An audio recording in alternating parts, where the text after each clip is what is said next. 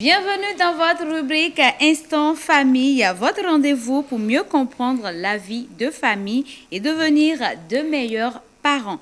Aujourd'hui, nous parlons des parents trop critiques, ceux qui ne voient que les défauts de leurs enfants et risquent de les décourager. Pour nous guider, nous recevons pour vous le révérend pasteur Aimé Prudence Dido. Pasteur, soyez les bienvenus. Merci beaucoup, Eunice, et bonsoir à tous les téléspectateurs. Comme toujours, c'est un plaisir de vous avoir sur ce plateau. Le plaisir est partagé. Les parents trop critiques. Oui, les parents trop critiques, car ce sont ces parents-là qui, alors à tout moment, trouvent toujours quelque chose à dire.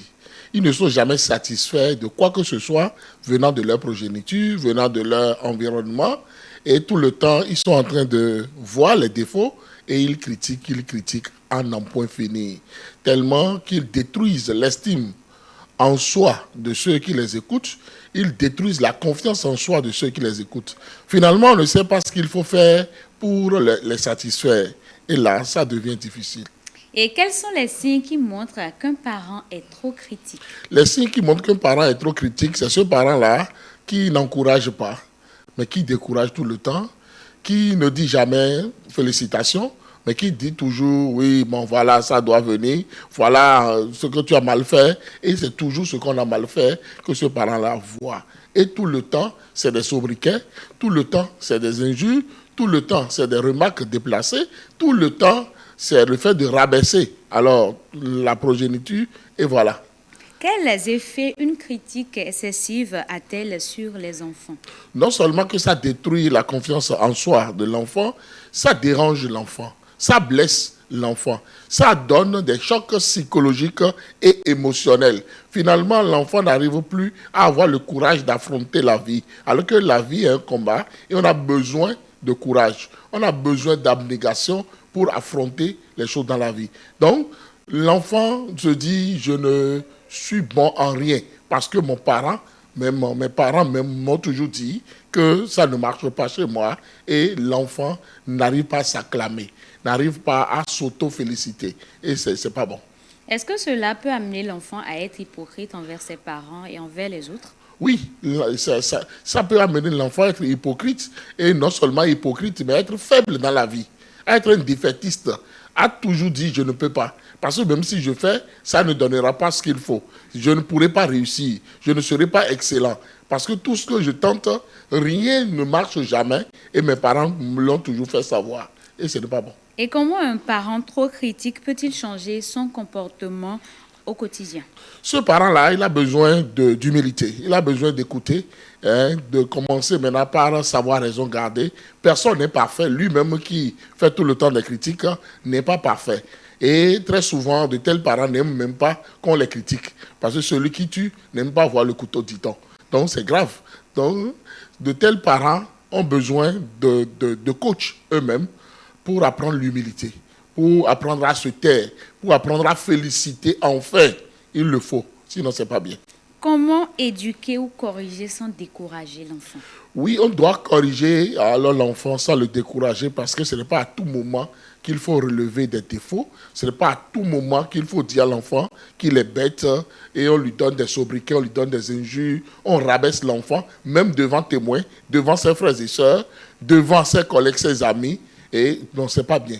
On doit pouvoir en catimini à huis clos, parler à son enfant et l'encourager de ses moindres efforts. Parce que de tout ce que l'enfant fait, il y a toujours quand même quelque chose à féliciter, à encourager. Il faut prendre ce qui est bon, encourager et cirer les qualités et les défauts eux-mêmes disparaîtront. C'est de ça qu'il s'agit. Quel dernier conseil donneriez-vous aux parents? Je voudrais dire à tous les parents qui sont trop critiques de cesser d'être trop critiques. Les enfants ont droit à des erreurs. Les enfants ont droit à l'échec.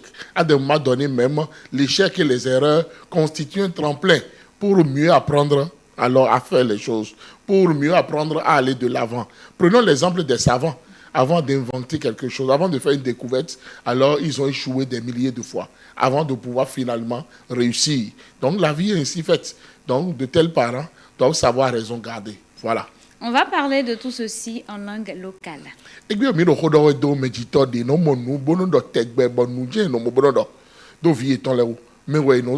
Et où, attendez, nous disons tout à nous, mais, et goulo, gbede, vieux, non, on a gbede, bon, des vieux, il y a bon, des vieux, massirou, il met la gbede, bon, et des massirou, on a gbede, et j'ai nous dit, ouais. Bon, vieux, non, quand des jide, et donna nous représentons Dieu, et ce non, quand des jide, vieux, non, bon, récit, ouais, bon, non, ouais, bon, on l'a bien, oui, non, vieux, non, c'est où, on est à donner tout, ouais, et non, on est bloqué, mais j'ai touché les noms de Kounyo.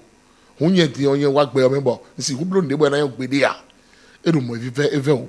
Mais dis-toi de non le mont et de la techno le bon non mais des éoués donc beto de bouti no akuma di fi boyon pe gbere ya ye de yi me dis-toi de le mont ele de so ye do ye ton le mais de no do ye ton le do e lo me ruto ko no mo jivio on e lo am do tete le bona si ro gwa lo no file do vile bi ku yo ai jije me we na si o plon gbe o le bona si ku inu kan de de mo ne. Merci beaucoup, révérend. Parlez-nous de vos formations. Oui, je suis le révérend Dido Prudence Aimé, je suis psychosociologue de formation, je suis coach, je suis formateur et consultant en développement personnel, en question d'entreprise et en question de famille.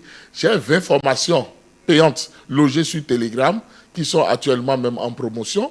La promotion continue, donc contactez-moi pour pouvoir avoir ces 20 formations-là. Au-delà des audios de formation, il y a des livres en PDF. Je suis aussi auteur alors du mot d'encouragement du pasteur Dido. Depuis plus de 5 ans, cette aventure-là a commencé.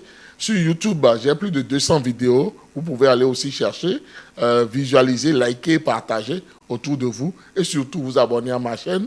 Je suis auteur de 17 livres.